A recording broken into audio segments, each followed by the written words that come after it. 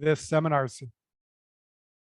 One of the purposes of this seminar series is to showcase other people and organizations who are fellow travelers in multi-level pro-social evolution. And last week we heard from the Donut Economics Action Lab. That was awesome. And this week we're hearing from Jody, Hoffer, Gittell, and friends, Zachary, Hylton, and Kurt Lebeck. So participating as a group, that's great. On their great work, which they call a relational coordination theory. And I met Jody at a conference we were both attending at the Cincinnati Children's Hospital, just to give you an idea of multi-context. And then based on that, we appreciated each other, and I spoke at their Denver meeting in 2019, just before the pandemic. So here we are 4 years later, getting together again. And I think that I'm going to have you all introduce yourselves. And so thanks for everyone for coming. And Jody, why don't you take it away? Okay, I will. Thank you so much for having us, David. It's fun to see how we met, and some of the people here were at that Denver roundtable. I know that Jim was, and Skip Grieser was one of our host committee members that year because he's a Colorado resident. And Ellie, were you there at the Denver roundtable? No, I don't know, maybe not. Yes, I was there, sorry. Oh, you were? Okay. Yeah. So now, I mean, this is something I've been thinking about for a while, but I really got inspired this past fall when teaching research methods by two brand new doctoral students who've been doing all kinds of fascinating work, as you'll hear, in the field and in scholarship. And so we kind of represent, in my view, various levels of perspectives into change.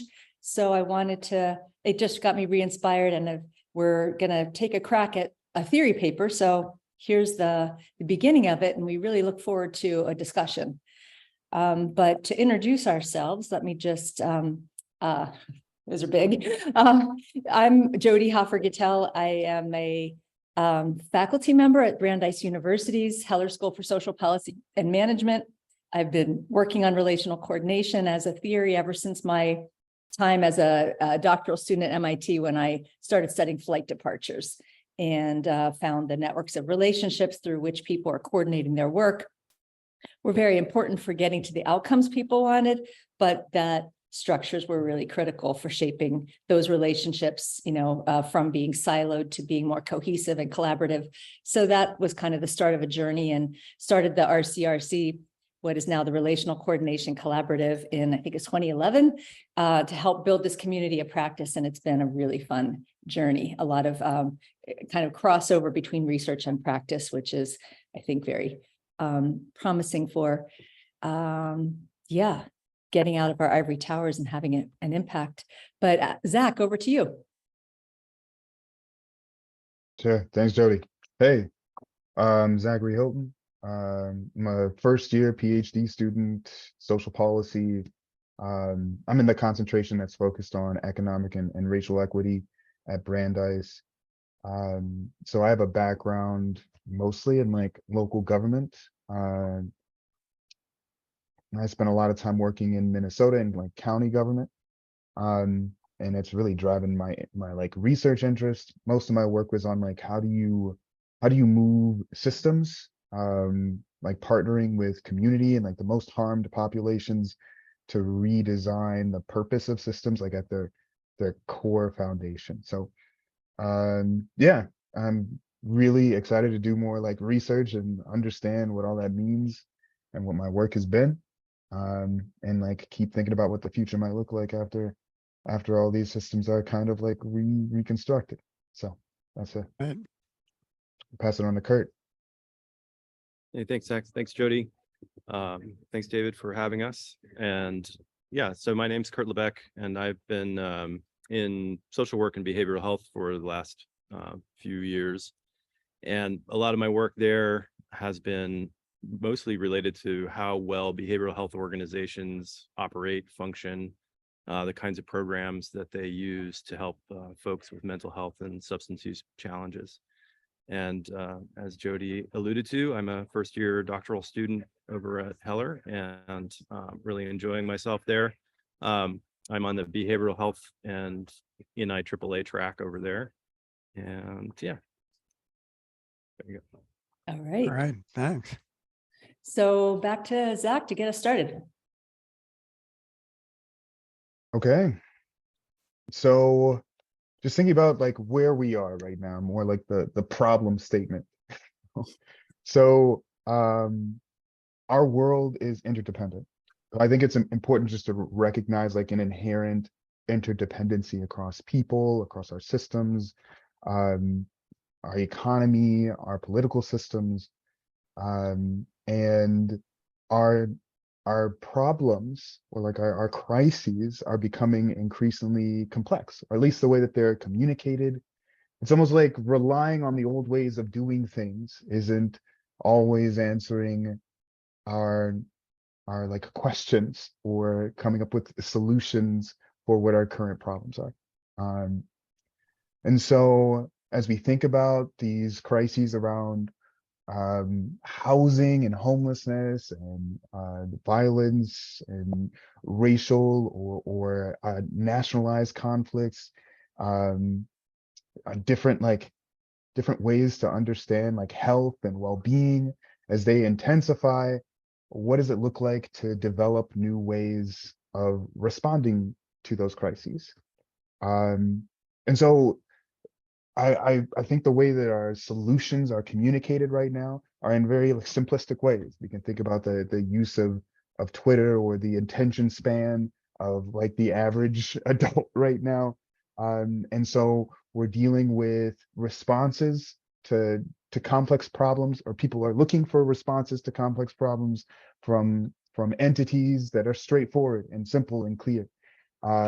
There's like this concept of blaming that is really demonstrating the advancement of our communication strategies and how we move people's attention, that really turn people away from problem solving and look for someone else to take responsibility and be maybe inappropriately held accountable for much greater interconnected issues.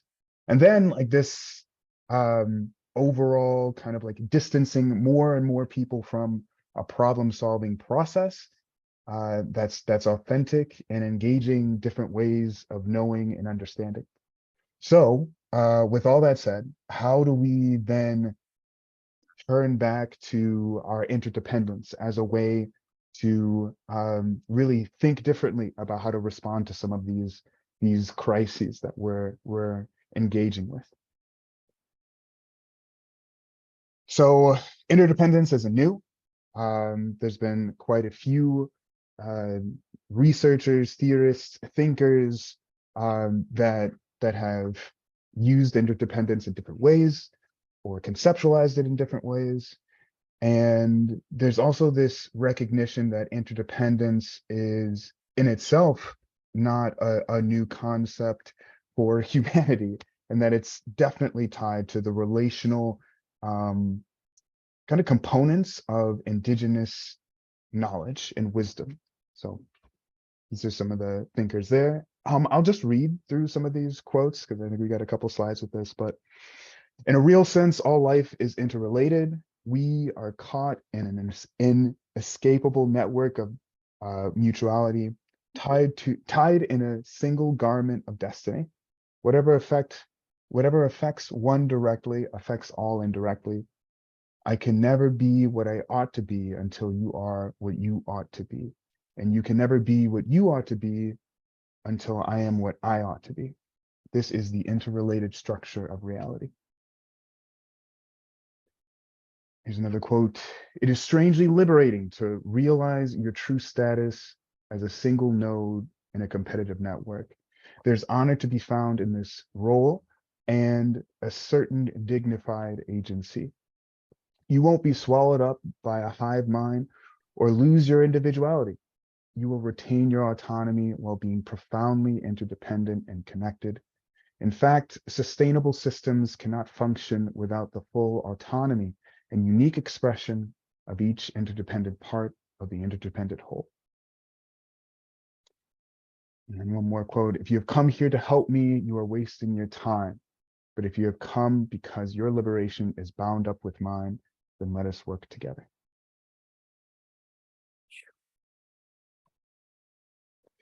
So as we kind of wrestle with this interdependence, maybe like lens of seeing ways to come up with new approaches and understandings of how to like consider our crises of today, we're gonna left with some questions that are pushing us to engage in this like concept. So how can we more effectively embrace interdependence to achieve desired outcomes? What are processes that manage interdependence, and how do they prioritize or exclude different ways of knowing and being? And then how do we understand and expose these processes, assess their outcomes, prioritize their relevance, and strategically deconstruct or reconstruct them from the interpersonal and interpersonal levels through the organizational and institutional levels? Okay. Yeah, I wanted to share some economic and sociological perspectives on managing interdependence to get us kind of started or move the next steps in theory building. And one thing that's motivating my interest in coordination over many years is my favorite definition of coordination is the management of interdependence. And that was stated by Kevin Croston and Tom Malone at the MIT Sloan School, who were there when I arrived. And it was just such a simple way to think. I mean, coordination, I think, is fascinating. How do we bring our activities together in a way that we can, get to where we want to be? Of course, that may depend on understanding and having a common vision of where we want to be. But what I see in economics, for example, is that there was a view in classical economics, Adam Smith, Alfred Marshall, that coordination primarily happens through markets based on price. And it's kind of the invisible hand, you just, it doesn't require much in the way of interpersonal connection. It's this signal that happens based on the relationship between supply and demand, not really between people. And then this view also that the other way coordination happens, not between firms, but within firms, is command and control. And as Max Weber, Ronald Coase has a really interesting kind of theory of the firm where he uses transaction costs to figure out what happens by price and what happens through hierarchy. And those are the two ways that things work, right? That was pretty long-standing view, at least in economics, about the two different ways that coordination happens. But then you get to this other view that coordination is actually happening within and between firms through networks of relationships. And Walter Powell made that argument as a sociologist, and Mary Parker Follett made that argument as a political scientist, that, as she said, we are creating each other all the time. Just as we meet, I am creating you and you are creating me. And that is the way that she builds that the whole way up to, interfirm relationships. And how we coordinate as we create each other in every moment. And then we get to this view that really is very similar to what I've arrived at through my observations in the field. And that is, yes, coordination is happening through networks of relationships, but those relationships are shaped by structures, whether they're the kind of structures that facilitate coordination or the kind of structures that break down coordination. Those structures are really critical. We need to be more intentional about how we design them. So we have Anthony Giddens, who has this whole structuration theory, I think, that comes out of his study of Karl Marx, that we create the structures that then create the relations of production that then constrain us, and we're not always aware that those structures are something that we have created, so we reify them or hold them up as external to us, whereas really we can recreate them at any time. And Elinor Ostrom and her awesome Nobel Prize winning work on how we manage the commons and address collective action problems through the design of institutions that deliberately facilitate collaboration where we need it. So one view is that coming out of those different theories, that coordinating interdependence is an ongoing relational process shaped by structures we have inherited, adapted, or created from scratch to meet the evolving needs of the situation. And that this coordination is something that we carry out as interdependent humans, playing our roles in networks of groups, organizations, institutions, and ecosystems. So it's a relational / structural process. And, there are these different levels of interdependence. Maybe we're just interdependent in the sense that we all rely on the same pool of resources. That's really the issue that Elinor Ostrom looked at, common pool resources, or sequential as in kind of a manufacturing process, or reciprocal when there's a whole network of interdependence where what I do affects what everyone else and what everyone else does affects me. And as you get to reciprocal interdependence in particular, coordination is most effectively carried out through relationships of shared goals, shared knowledge, and mutual respect, supported by high quality, frequent, timely, accurate problem solving, rather than blaming communication. And that's at the core of a theory that I created called relational coordination. So one of the questions that I studied it originally kind of as a static thing. How do organizations do it? What are the structures that create the networks that drive the outcomes? But becoming much more interested in this dynamic, like how do we do this? That's why we started the Relational Coordination Collaborative.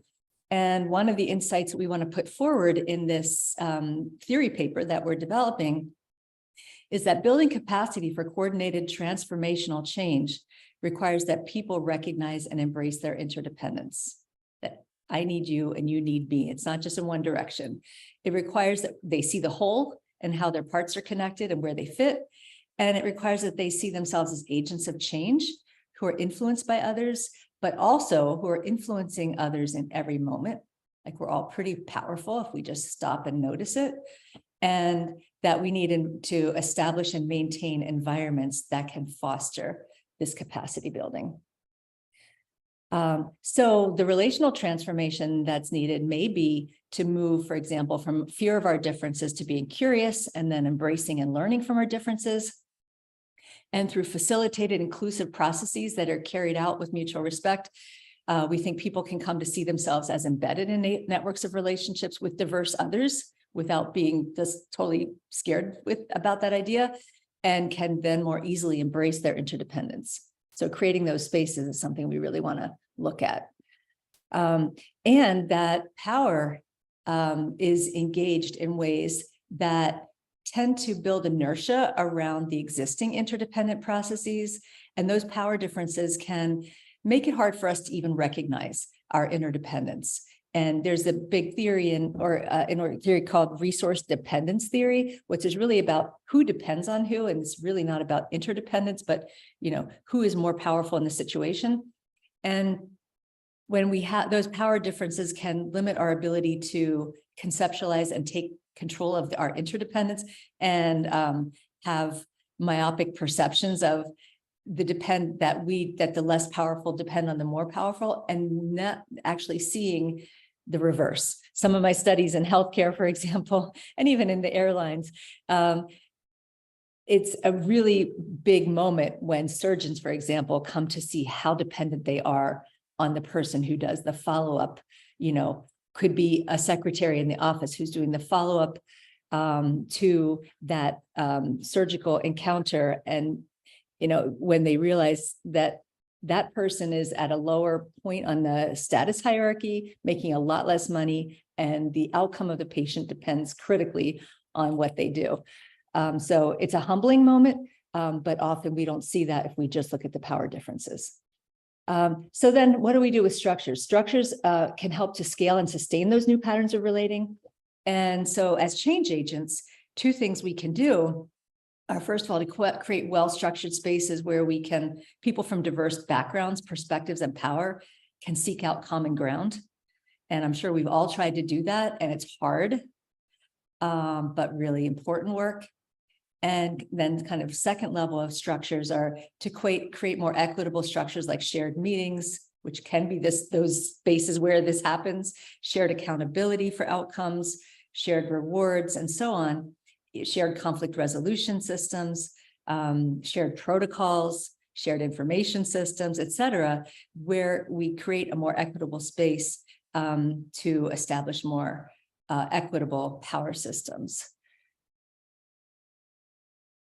So one simple way of looking at this is just that iterative loop between the relationships and the structures. And I know Ellie's here, and one of her favorite quotes is, you have to, I don't know, I forget what it was, Ellie, but this idea that you have to,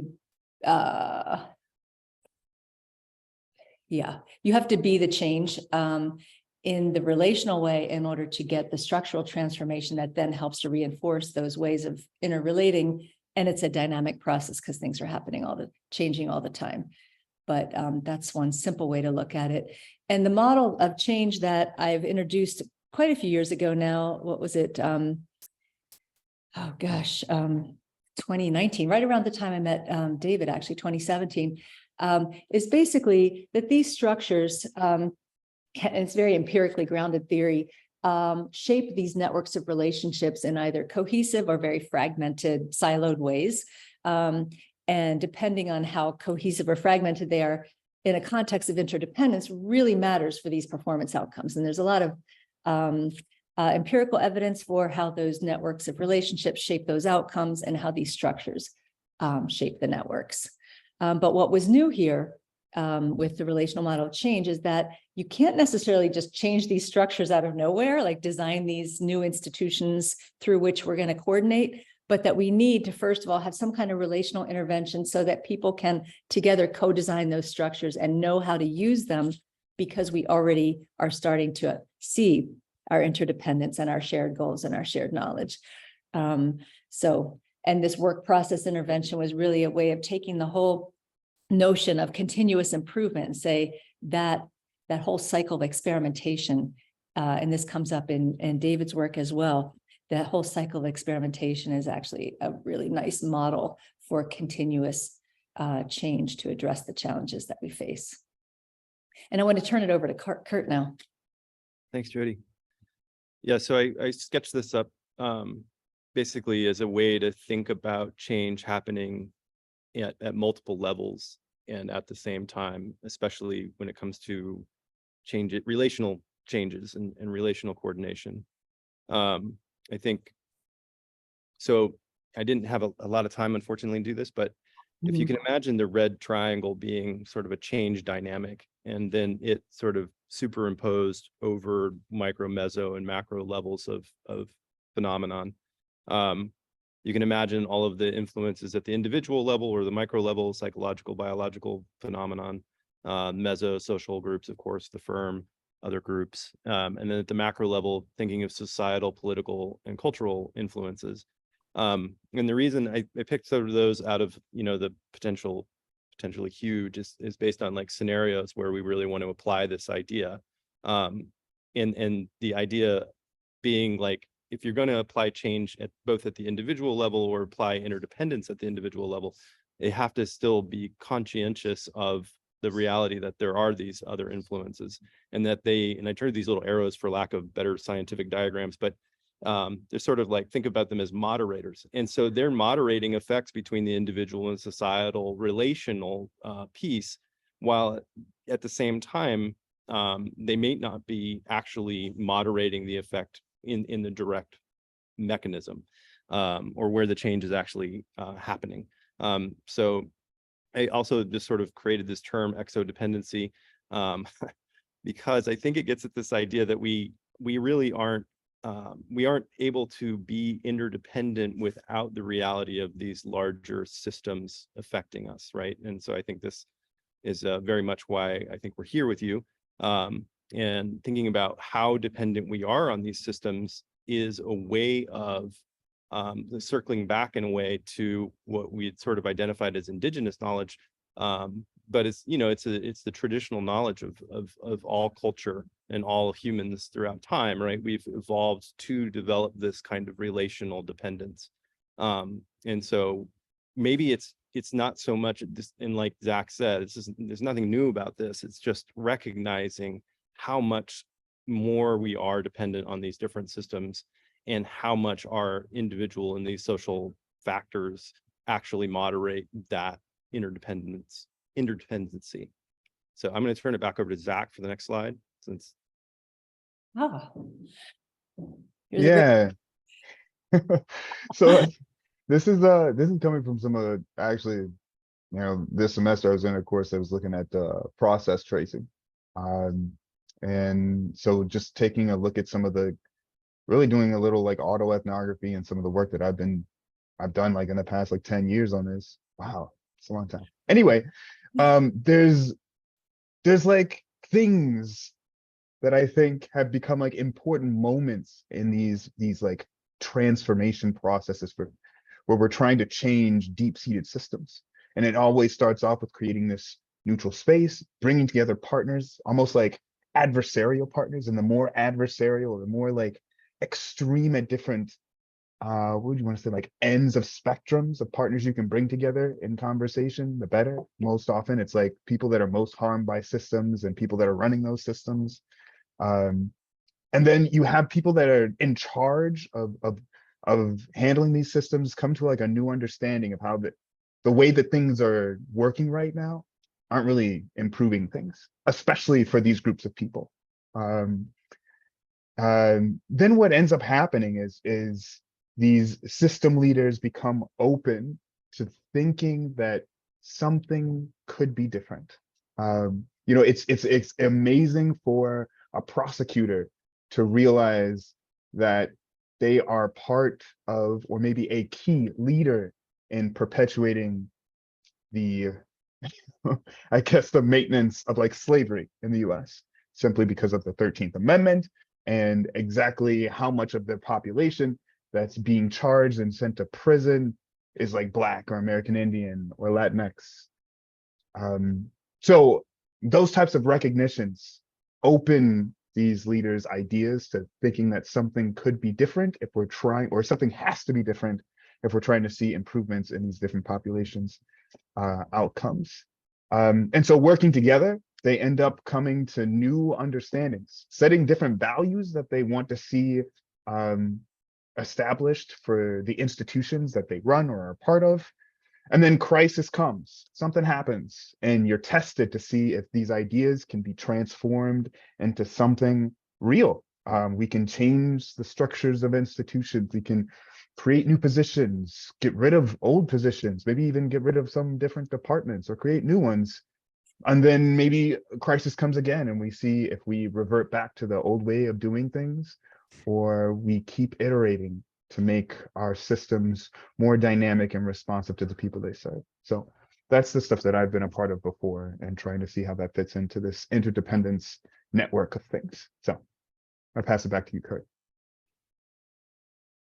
And I'm just going to read this because I think it's obviously super salient. When judged by the metric of relative fitness, most pro-social behaviors have an inherent disadvantage compared to more self-oriented behaviors expressed within the same group. This can be called the fundamental problem of social life in all species. Examples include cancer cells within multicellular organisms, free riders, bullies, and cheats within single-species social groups, and species that disrupt multi-species ecosystems for their own gain. Fortunately, relative fitness differences also exist at the scale of between-group interactions, giving pro-social behaviors an inherent advantage. Groups whose members work together for the common good robustly outcompete groups whose members can't cohere. This two-level dynamic, using the word altruism instead of pro-social, has been summarized as, quote, selfishness beats altruism within groups, altruistic groups beat selfish groups, everything else is commentary. So I think, yeah. No, I just wanted to, one thought on that as to how this relates in the sense of one of the qualities of interdependence then we can see might actually start to include something like compassion, and how that has to become sort of centered in that system. And so, yeah, next slide. So yeah, as you can see, change agents, we really do need, and I'm saying we, because I'm going to include everybody in this, networks of relationships at multiple levels. And I think, again, sort of like hearkening back to that slide that I was working on, at all those levels, at the much higher levels of where we don't think that we have any influence, and then imagining ourselves in those levels as well.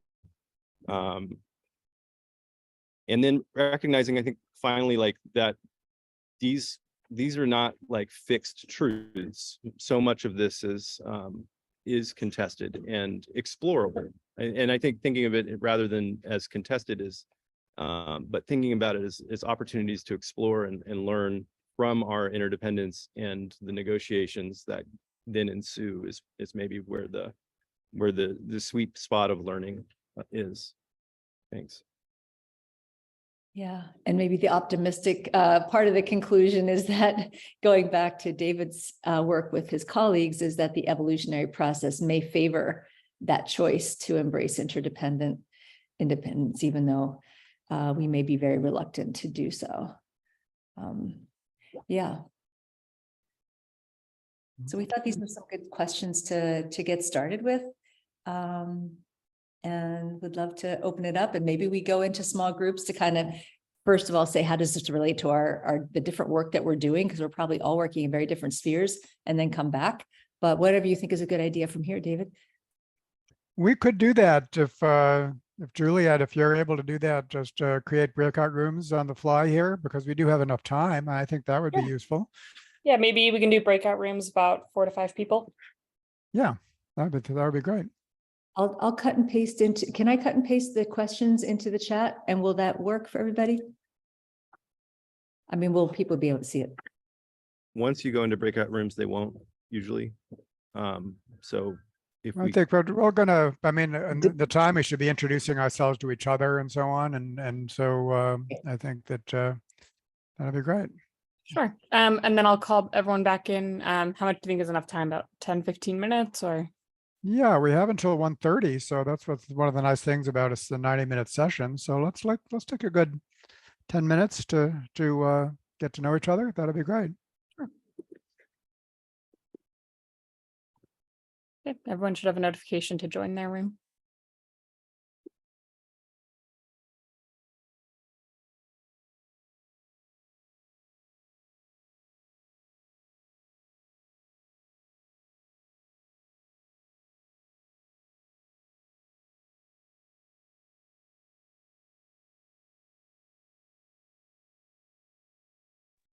Juliet, Yes. Hi. would you mind assigning me to another room, or is this a room? I can move you to a different room. Here you go. You should have a notification.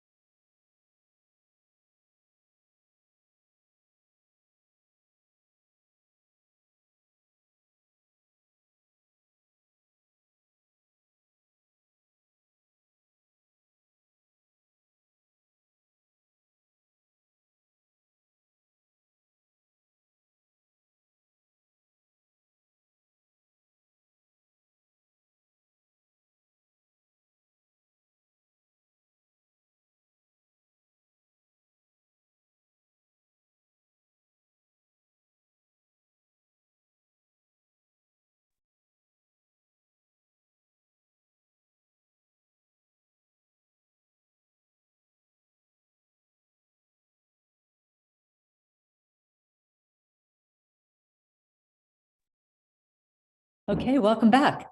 David, do you want to facilitate? You're on mute. Yeah, first I want to apologize to Jim. Jim, I exited our group a minute too early. My mistake. So I'm sorry to have cut you off. Well, my custom is to always be the fourth person to ask a question, but I will start things off a little bit. And one thing I'm especially eager to learn from you guys is some case studies of how you actually work with the group, what your process is, and so on. And so that would be very useful to me, just to think of how do you actually do it, to get them interested, to motivate them. And a question I have is, do you try to orchestrate an ongoing process? Because something that we find, I think, is that continuous improvement requires ongoing interactions. And so anything which is in and out is really not good enough. So we've developed a kind of structure where we have teams representing organizations meeting on an ongoing basis. We find that's like super useful for doing the kind of experimentation that we need to do. But so any case studies of just and of course success stories or challenges or anything like that would be something I would love to hear a little bit more about. Yeah. Should I share a brief model right now of the kind of the cycle of change that kind of captures the methodology? I would appreciate that. Okay. I was thinking about that in our group too. People are talking about, Christine was talking about relational mapping, but yeah, kind of explore your context, create a change team, assess where you are in terms of existing patterns of relationships, reflect on the findings, develop interventions, implement and assess, and then continue. So yeah, what are the outcomes we're trying to achieve? That's actually more problematic than I used to think of, because I mean, there's usually a broad set of outcomes, and some of them are competing. Who are the key stakeholders? So kind of recognizing that complexity up front. What are the frameworks that could be helpful? And we tend to say relational coordination can be helpful, and there's challenges of coordination and interdependence, and the need to kind of see the system more fully rather than just each our own part. And creating a change team is about choosing stakeholders who represent difference in the situation, and individuals from each stakeholder who are somehow ready to be the change and be part of seeing the whole. That team may already exist in some cases, but often it needs to be created. Motivate people from very different perspectives and power to contribute their effort to a change process. Interdependence can, when people recognize that, sometimes it helps them see that I thought I was the powerful one here, but I'm the president and I realize I can't do anything without you guys. So that's a helpful thing, if either at the beginning or later on in the process. And then this idea of a safe space, facilitate discussions with a space where different voices, particularly the least powerful ones, can disagree respectfully and hear each other. And we often recommend a form of this visual mapping to be able to see the system and how each of the what are the different components. And people often get these aha moments like, I never think about these guys, but they have more time with the patient than anyone else. And then kind of assessing where we are right now in terms of the coordination across each of these groups. Where is it very aligned? Where is it poorly aligned? And that can be either, within an organization or a whole ecosystem. This was building a better mental health system for the San Francisco by 2030. Some people were looking at that. And where is it working well right now? Where is it not working well? What are the underlying causes to these, to the breakdowns? How is it affecting our performance outcomes or desired outcomes? It's not always performance. It could just be well-being of our citizens. And where are the biggest opportunities to change in terms of that relational ecosystem in order to have the relational capacity to solve our problems, our challenges. You can actually measure this so people can, see with more voices included than just the ones around that table, with 7 pretty straightforward questions: frequent, timely, accurate problem solving, and asking about each of those nodes in that network that you drew in the map, so that you have, you end up having you can get some diagnostic information. It's scalable. You can do it across the ecosystem or across the top management team, whatever, anywhere that you see a network that needs to be coordinated. And yeah, it lets you kind of see from the perspective of more parties involved, what is the current ecosystem of relationships in that we in the current state, recognizing this is not a report card. It's, you know, it's not like a judgment. It's just where we are now. I think the hardest thing, we share these results back very often, and I see people getting very defensive. So I'm thinking, like, how do you do this in a way that people don't, they just see this as, this is how we're currently experiencing our ability to collaborate. You can also see it in this way, and who's experiencing it, that same relationship, say between, you know, the personal care assistants and physicians, how is that same very unequal power relationship experienced differently by each of those two groups? And that can gain some insights into, yeah, it's not just about our group, it's about how people start to see these as relationships of mutuality. And you can do it at this community level. This was an effort to address youth violence in 4 Massachusetts cities, and the kind of the initial starting point for one of them. And also looking at that as a matrix. But yeah, and you can generate conversations about, you know, why are we what is timely communication for you guys, and what would that look like, and what does respect look like for you, and what do you, you know, in terms of shared knowledge, what is it that, yeah, what do you do and how does it affect what I do, and vice versa? That shared knowledge of each other's work that can give you more of a sense of respect for each other's work, but also how we are impacting each other. That really gets at the interdependence often. Yeah, and there's some analytics around that. I guess the next really important part are the interventions, and people have different interventions that they recommend. Creating psychological safety can be a really important starting point, recognizing that we all bring a different perspectives to the table, and we cannot see the whole without understanding what each person is seeing. What Tony Suchman calls cone in a box. Depending on how we look at it, we're seeing the same thing very differently, and we can't see the whole without listening to each voice. So that helps people think about engaging in humble inquiry.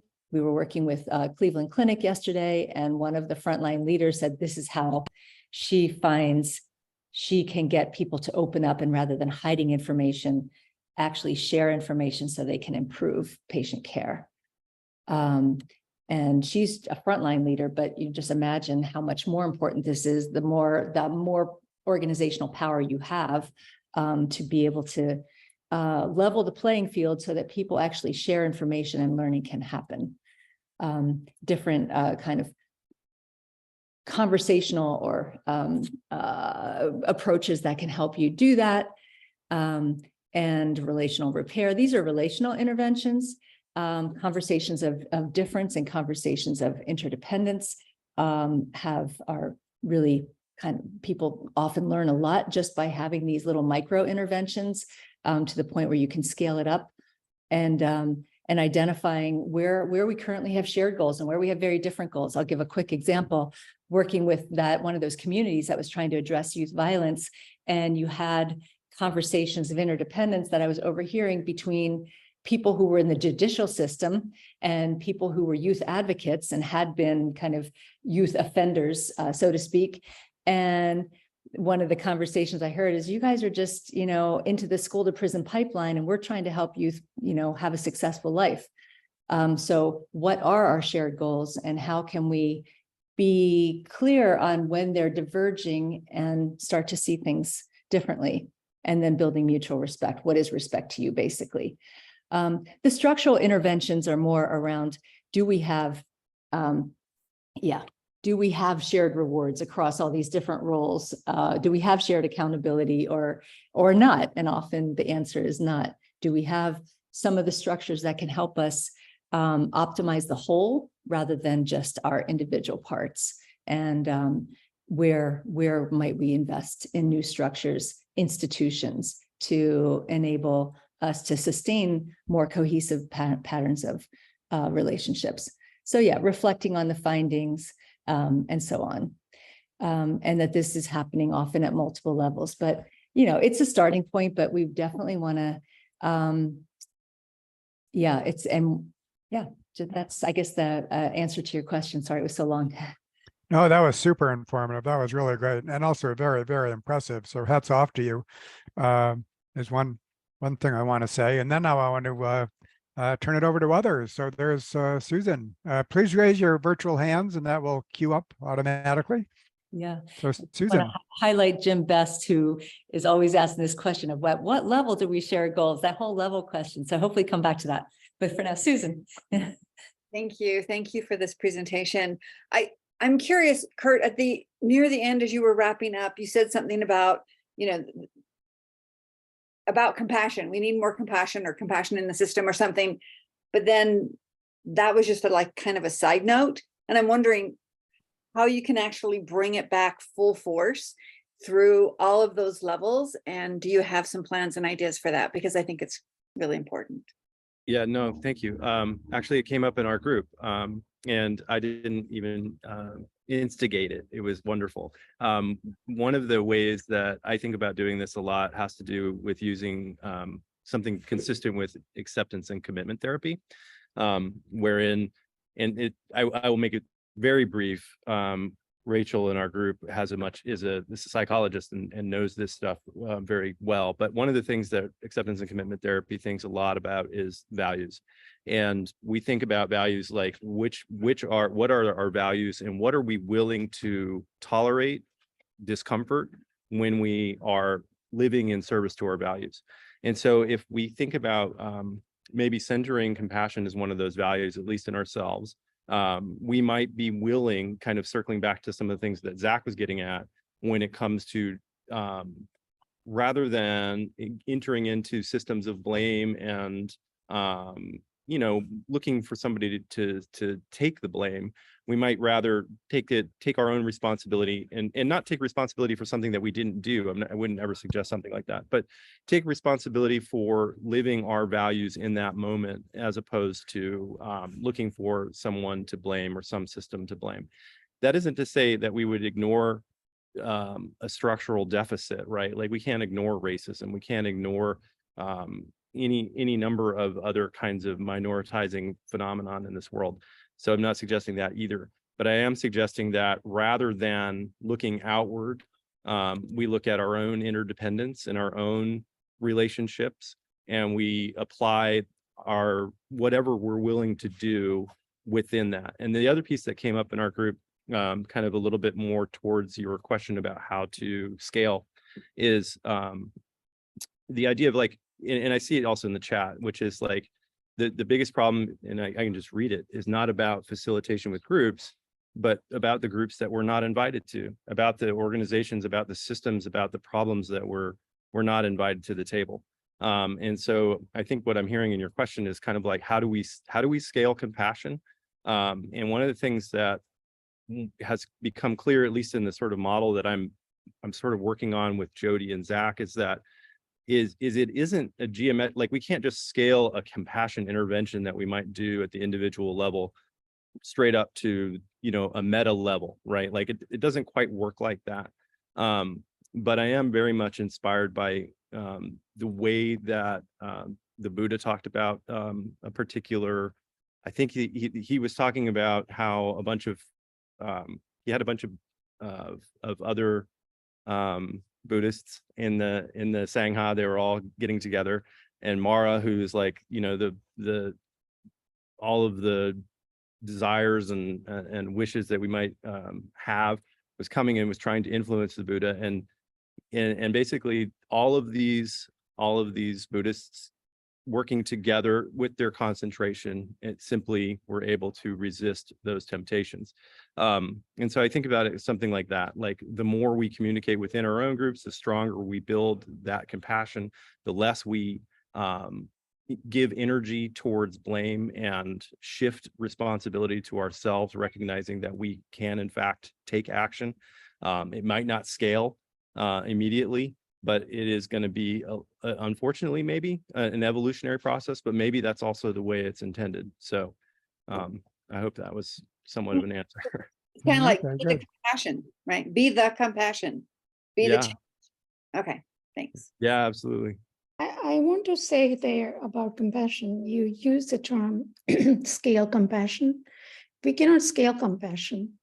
We can only model it. A person can leader, and when I say leader, it doesn't have to be the legitimate leader by position, but that's important too. You can only model compassion and create a culture of compassion, and that's not any one person's job, it's everybody's job. And then the second point is from the chat, everybody needs to be included as part of the team, however the team is defined. As far as racism came up several times, I think that goes back to compassion, human compassion. How do we create these systems of differences, such chasms? For example, racism and other forms of inequalities. It's because we don't, and when I say we, it means any one person or anybody as part of the group, as part of the whole. We don't practice and model compassion, and therefore we don't.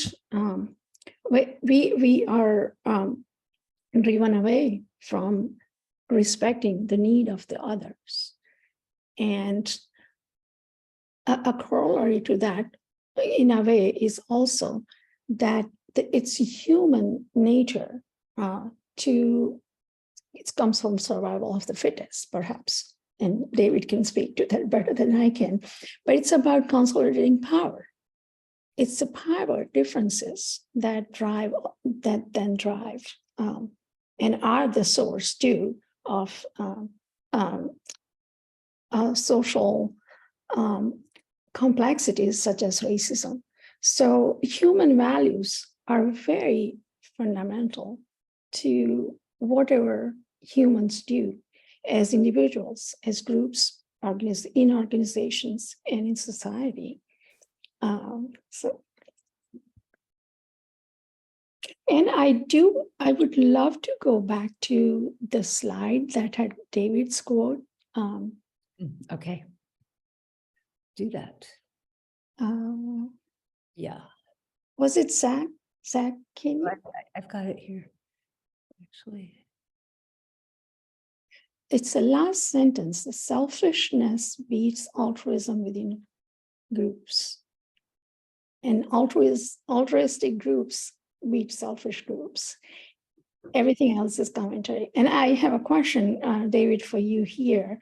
Do you think here we should be interpreting to some extent that when the group behavior is, the dominant group behavior is altruistic, I'm not sure if I'm wording it properly, when the group behavior is altruism, driven by altruism, that it beats selfish groups, while in any one group, within one group, selfishness has a greater chance of beating altruism.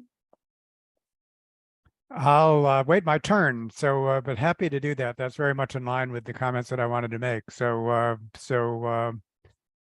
yes. Who's next though? It's let's see, Skip, and then Zach, and then myself. So if we could wait a little bit, that'd be great, Shyama.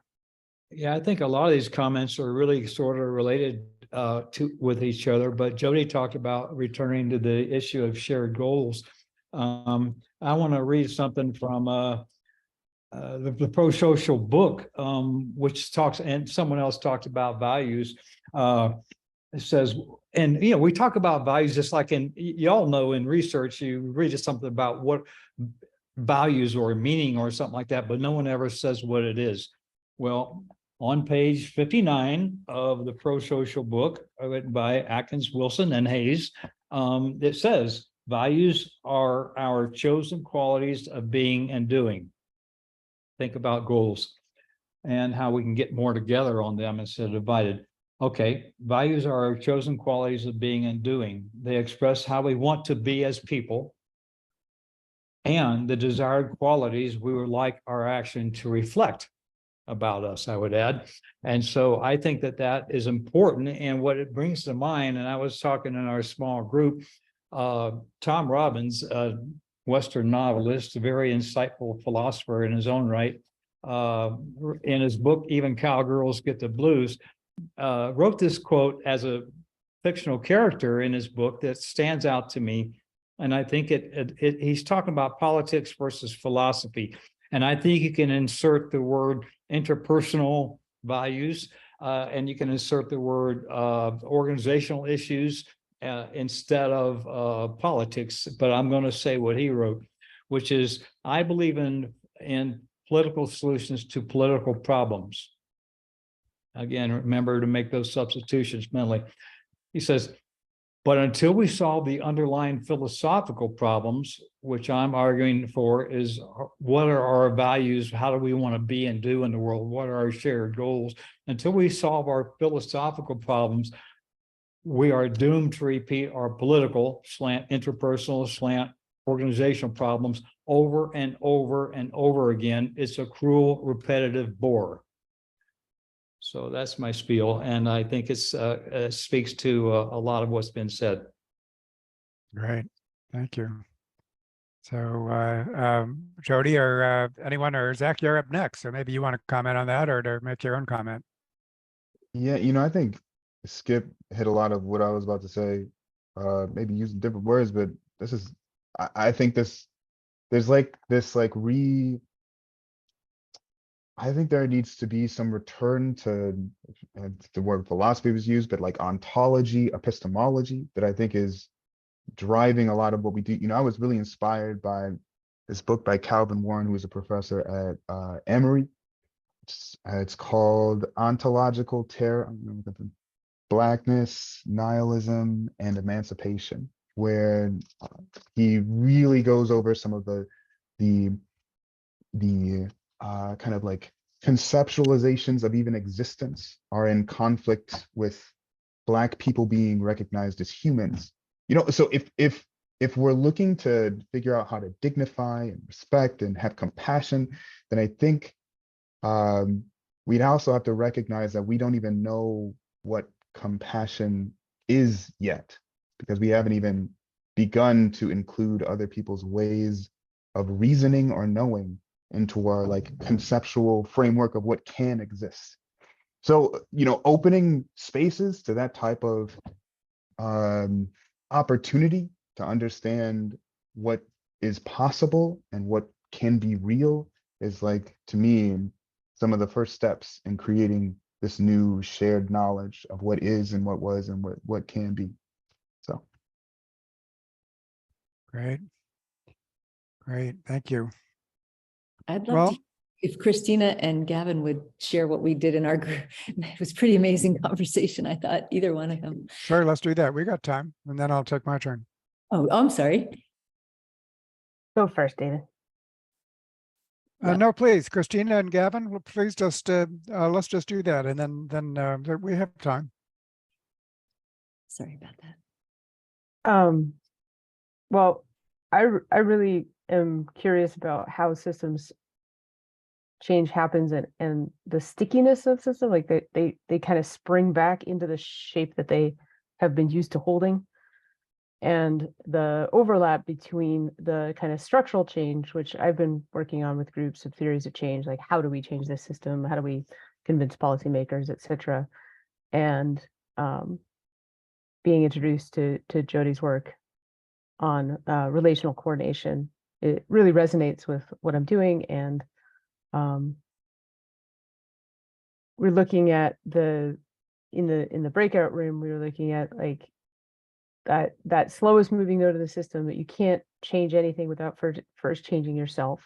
And I think psychological safety and a lot of the behaviors that you need in a pro-social group require that basic like adult developmental capacity of being willing to take responsibility for yourself, not trying to have power over people, recognizing when you fall into those traps that we all run into because we're steeped in that dominant culture. And kind of pairing that with the need to coordinate across groups so that you're working with people making awareness change, with people making policy change, with people making quality of food change, or whatever it is, that quality of whatever it is, this is information in the polarized landscape. So I don't know if I'm summarizing very well, but I'm super excited about this seminar. It's been very fruitful for me. Great. Gavin, did you want to say something? I think Christina said it really well. Yeah. It's the same sort of thing we're all trying to do, with businesses. And so, conscious capitalism is trying to do the same thing. How do you shift the, business culture, get the leadership and everything to want to do it. And then how do you get it to stick once you've gotten someplace? Yeah. Okay. Well, I want to just choose my thoughts carefully.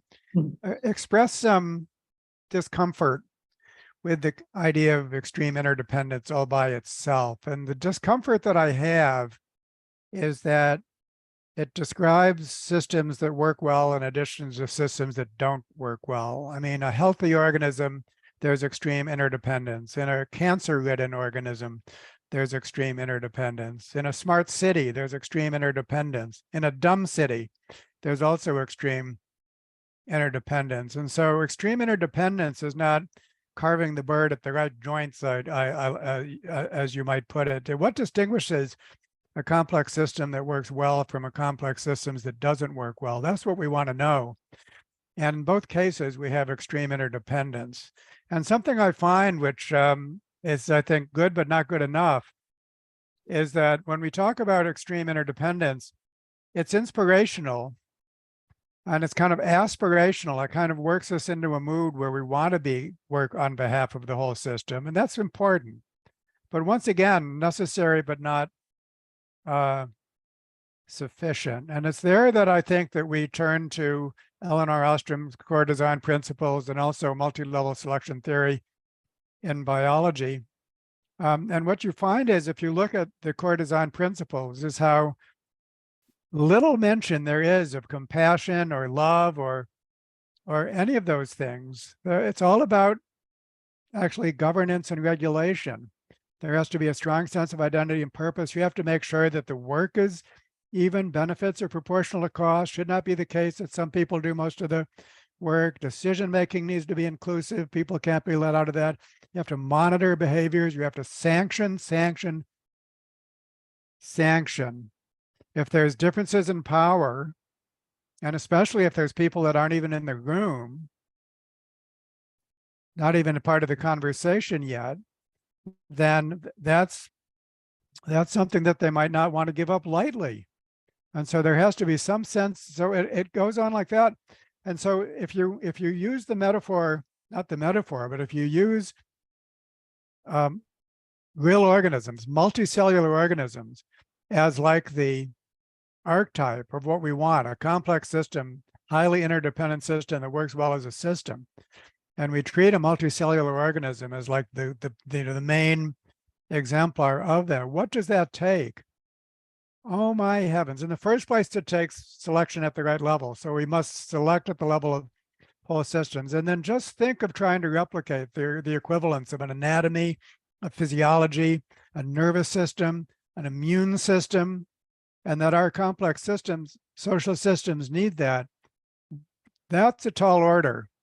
And I don't want to go on too long, but what's so remarkable about the core design principles is that when a group implements them, what it does is it creates such a safe and secure environment that most people, they see that they can be pro-social. They see that they can express their compassion and their love, and that they can extend themselves, and that they will not be exploited.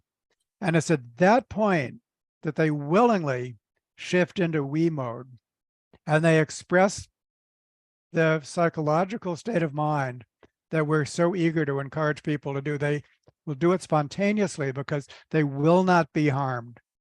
if they do it. The social environment provided the safety and also just the sheer coordination in order to do that. And so I guess that wasn't a question. It was just a Yeah. but I offer it to everyone as to what's needed to create interdependence that works, as opposed to interdependence that doesn't work. And how do we do that? And or how have you done it? Because I think that you're successful. I think in one way or another, you've succeeded at that Yeah, these are to a large degree. So again, hats off. I think that there's much to learn from you, and of course, we really should be thinking about what can we do together, so that we can just learn from each other. Because yeah, I wonder if I could just share that we may need to rephrase what we're saying, because no one here is saying that interdependence is the solution. It's the condition that we're stuck with. So how do we manage it? How do we design? How do we coordinate the interdependence? Not just, oh my goodness, we're interdependent, it's wonderful. It can be incredibly dominating, which is probably why when Zach and Kurt first saw this embracing interdependence, is like, wait, which kind of interdependence? Because it could be bad. Yeah, it can. Maybe recognizing, we're actually calling our roundtable, which this year it's our 12th or 13th annual. It'll be in Baltimore, hosted at Hopkins, called Recognizing Interdependence. So to recognize it so that we can design around it is really a critical thing. It's not like this, it's not the goal, it's the condition around which we have to work. But I see Zach's getting, this is like really resonating with him, and also Brian. Yeah, just wanted to follow up, Jody, and just some of the things that I said before. I think like our existence is interdependent. And to David's point earlier, I think for instance, capitalism is doing a great job of making us work the way that we work now, or our current hierarchy, or maybe you could argue like a Jim Crow did a great job of keeping the population moving and continuing to keep America competitive, I would say, structure.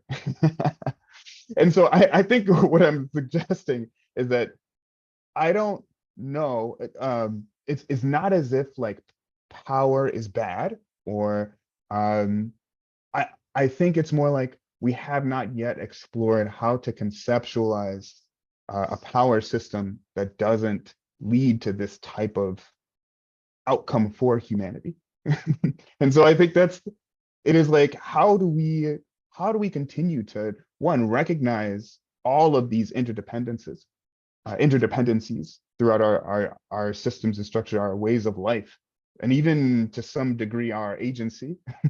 And then to what degree are we willing to participate in processes that help us, one, escape the confines of what our understandings can be, and then two, create completely new ones. Because this isn't to say that democracy is the right thing, or maybe it isn't. I don't know what it will be, or racism might be the right thing for humanity in a different form, or is it not racism, or do we just call it something else?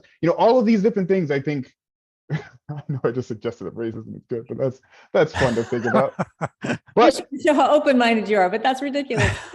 Right? Or we think it's ridiculous, but I think if we even consider some more indigenous ways of thinking, there are racial hierarchies that exist within those structures. I'm just saying that these are ways that we would have to open our minds to be able to reconceptualize what our interdependence can look like. And that, I think, is a process we need to get us to the next step in our own evolution. Yeah, and I think one thing that's a common denominator, if I can just butt in here, is experimentation. Whenever I hear about somebody's method, it always sounds to, we don't know exactly what to do. We have an idea, we try stuff out, and then we repeat. And what would that be but a managed process of cultural evolution? That's just another word for a managed process of cultural evolution. So the idea that we're all making attempts at conscious cultural evolution is absolutely the common denominator. Centralized planning doesn't work. You said that. Laissez-faire doesn't work. I said that a process of experimentation at the whole system level is something, and it would be nice to have a common vocabulary around that, just to say, that's a big common denominator. Christina, Brian, did you stand down, or did you want to, or is Christina next? Christina? Did Brian want to go? Brian, did you want to go? I'm trying to do. You just froze. Oh, okay. I just wanted to speak to Zach, what you said about power not always being bad.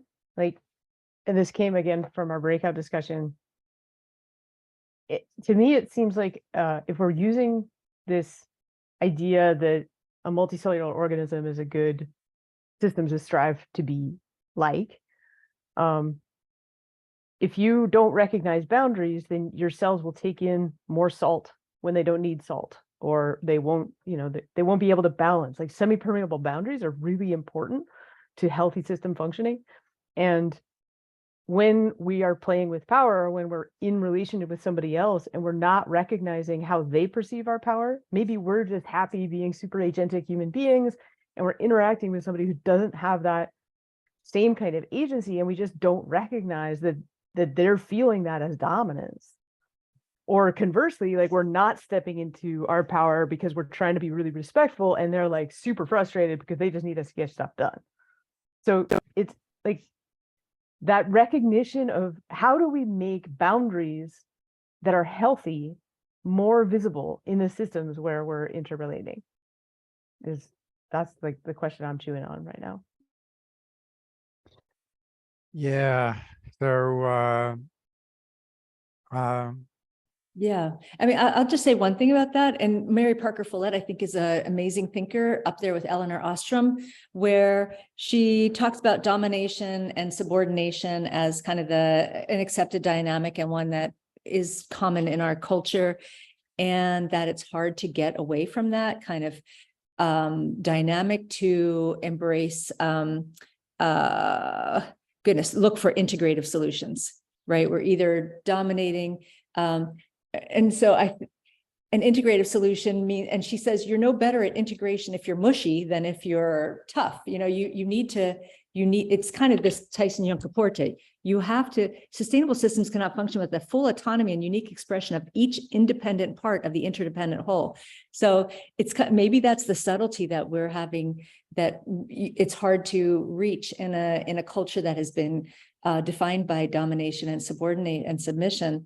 Is you can't be either submissive or domineering. You want to be figure out how to engage in that give and take, so you don't let in too much salt. It's the semi-permeable boundary, but I don't know maybe that's the relational capacity we're trying to learn how to have and to teach. Can I just respond to that really quickly? I did Aikido for a long time. And when you're learning to fall, it's a very, very relational art. When you're learning to fall, and you're first stepping on the mat, people always are either too stiff or too noodly. And it's that same, like, you want a partner, uke, the person who falls, to feel like a Gumby, to feel like rubbery and resilient, but flexible. And it's that same feeling. Like, you can't be too rigid or you'll get hurt, and you can't be too noodly or you'll get hurt. And I think that the question there is, how does any one person in a group setting find where the balance is? What are the boundaries? And so it is a group process, I guess, to be engaged in, such that everybody then collect together, develops this sense of boundaries, where then they feel comfortable and safe to act as themselves as part of the whole. Mm-hmm. That's where we stumble, not knowing where that boundary is for me and for others. And so I'm either too soft or too harsh, or somewhere over there. This has been a wonderful conversation. I want to respect time. And I also want to what to do next. couple of wrap-up comments, but please, Kurt, and then Brian, and then I'll attempt to wrap up. Of course, this is not the end of it, so this is just the beginning. So, Kurt. I'll be really quick. I had just two thoughts. One was that when I was speaking about compassion earlier, one of the things that I was trying to get at is that is an intervention. It's not a condition. It's not a quality. The second thing that I wanted to say is that one of the issues with thinking about this as a multicellular organism is that I think that those boundaries that we're just talking about, I think part of the issue is that when we're thinking about how we interact with much larger systems, that's the thing that we can't scale.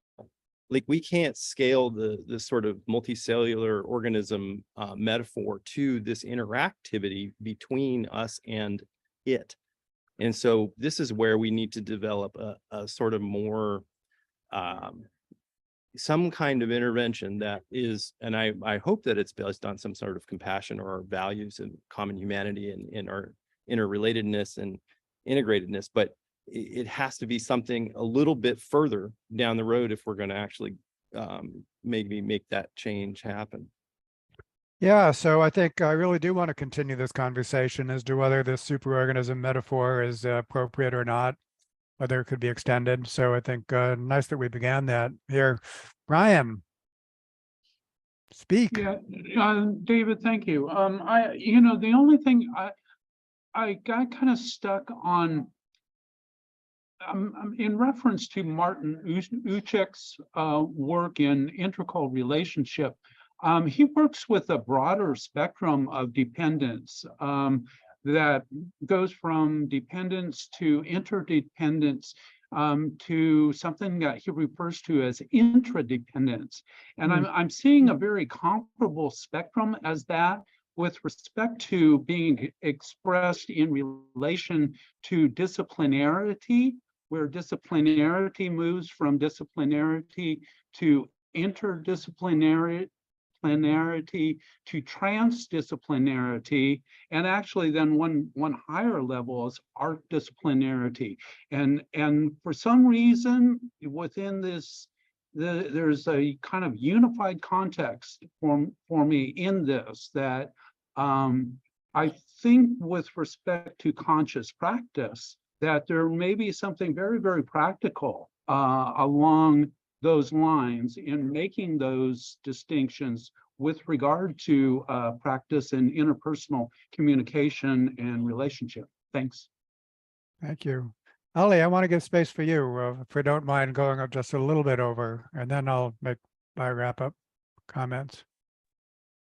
Hello, everybody. Thank you for that. I've been thinking a lot about interdependence and how we really are interdependent or dependent.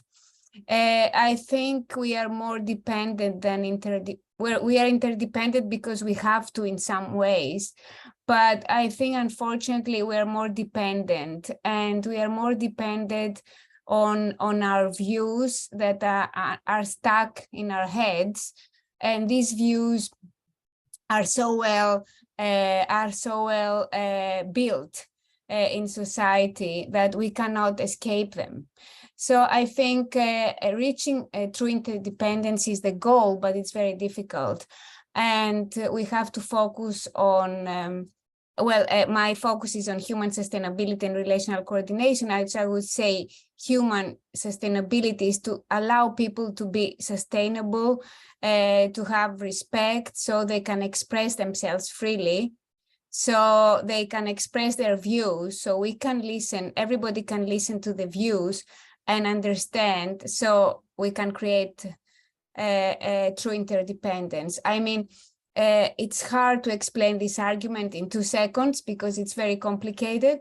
But the point is that although we think we are interdependent, I think we are not. I think we are interdependent for certain tasks and certain things that we have to do. But in reality, we are very dependent, and we are very dependent on, first of all, on the mental structures that we have in our mind that we cannot escape. And this depends us a lot on ourselves and on others. I'm not sure if I explained that properly. It's very short time, but I think there is a lot of work to do in this area. Yeah, there surely is. And it's both inner and outer work. That's one point to make. You have to change how we think and feel on the inside. Yeah, but before we it's hard change to how we do act. that. It's very hard to do that because we don't have the assistance. We have to start from ourselves, but we need the collaboration and we need respect and we need Yeah. to be listened, to express ourselves honestly, but we cannot do that because Well, in let- reality we are not. Yeah, let me end by saying that what we strive to do in pro-social world is to create what we call field sites, which is simply real, locations in the real world, physical locations where we could work on a continuous basis. And one of those projects with Susan here is with the Charter for Compassion. So the Charter for Compassion, as some of you know, was started by Karen Armstrong. And involves basically signing on to a charter, but then becoming a compassionate community. And it's succeeded to the point where there's now, I believe, hundreds of chapters around the world of communities that have committed to being compassionate. And then it goes on from there. But just imagine that we now work with some of these chapters, as we are, on an ongoing basis. And then ask yourself, what would it be like if we invited in, like you folks, so that in the same location, we were working side by side and we were, we have our different methodologies and so on, and we were just part of the same team of teams so that we could both be comparing notes and seeing how it works and so on. So I think that would be an ideal situation. It wouldn't be hypothetical. We'd be dealing with real people, real problems, multi-level, multi-context, and on an ongoing basis. So now you have field sites. You probably don't call them field sites, but you probably have them. And I think that would be, to look for that opportunity would be probably the most catalytic way of understanding what we're doing and having this conversation, developing a shared conceptual framework, what do we mean by superorganisms, things like that would be ideal. So there's more than one way to continue exploring collaborative potential, but that's one that I would very much value. That's wonderful. We can talk about other ways to continue the conversation, but maybe, I don't know, Zach, if you want to volunteer the community that you're transforming right now, but as a field site for this experiment or collaboration. I don't know if I can speak to their readiness to engage a whole bunch of other folks, but I think there's a number of efforts that I'm like trying to get involved in. Some are redesigning departments, like in LA County, they're rebuilding their youth probation department with community. There's been talk of work in Tulsa to rebuild Black Wall Street, but I think more needs to be defined there to better understand what types of outcomes they can achieve there. And then some other work that I'm doing is working actually in Ramsey County, where I used to work, where they're trying to reimagine what government procurement can be. So these are all places where I think they're open to this concept of reimagination and what it looks like to bring something like compassion into really making government's purpose the elimination of structural racism. So yeah, that's great. Yeah, so any opportunity to work together would great. Jody, Kurt, would you like the last word? Last word to Kurt. No, I really thank you all for being here, and this has been such a valuable discussion. So I don't have any more to say than that. I'd love to work with you all on something like that. That would be incredible. Great opportunity. Thank you. Good. Well, this is the last seminar until fall. But we have a great backlog on YouTube, as Juliet said, and so all good. Let's see what we can do together. So thanks to everyone involved. Their social roots. That's right. Didn't even get a chance to talk about that. But yeah, so much excitement and so much to do with each other. I think we all feel it. So thank you, everyone. Thank you, everyone. Thank you. Thank you.